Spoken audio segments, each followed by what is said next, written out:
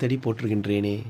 மேஷ ராசி நேயர்களே, 2026ஆம் ஆண்டு வாக்கிய பஞ்சாங்கத்தின்படி சனி பெயர்ச்சி உங்களுக்கு எப்படி இருக்கப் போகிறது என்று பார்ப்போம்.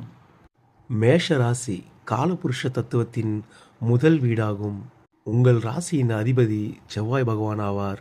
மேஷ ராசி நெருப்பு தத்துவத்தின் அடிப்படையில் இயங்கக்கூடிய தர்ம ராசியாகும். தர்மத்தை நிலைநாட்டுவதையே இந்த ராசியில் பிறந்தவர்கள் குறிக்கோளாக கொண்டிருப்பார்கள்.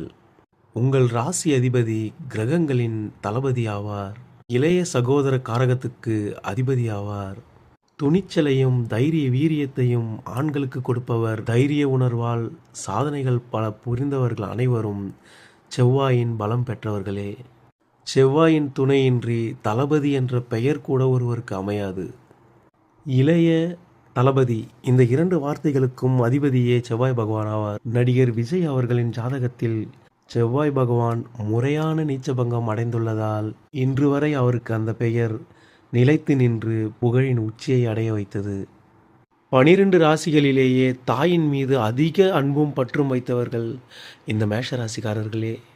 சனி பகவான் தற்பொழுது உங்கள் ராசிக்கு 12ஆம் இடமான மீன ராசிக்கு பெயர்ச்சியாகின்றார். 2026ஆம் வருடம் மார்ச் மாதம் 6ஆம் தேதி கும்ப ராசியிலிருந்து மீன ராசிக்கு அவர் பெயர்ச்சியாகிறார்.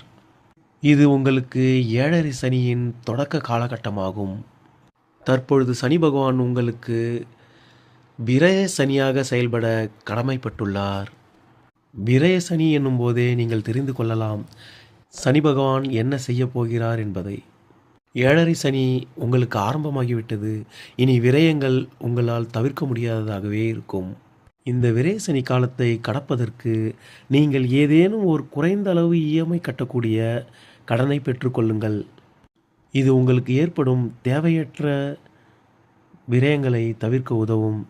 இந்த காலகட்டத்தில் நீங்கள் எந்த ஒரு புதிய தொழிலையும் தொடங்காதீர்கள். நீங்கள் புதிய தொழிலை தொடங்கினீர்கள் என்றால் கொட்டுமழை சாரல் உப்பு விற்க போனேன், காற்றடிக்கும் நேரம் மாவு விற்க போனேன் என்று அபூர்வ சகோதரர்கள் படத்தில் கமலஹாசன் அவர்கள் அழுது கொண்டே பாடுவது போன்று உங்கள் நிலைமை ஏற்பட்டுவிடும்.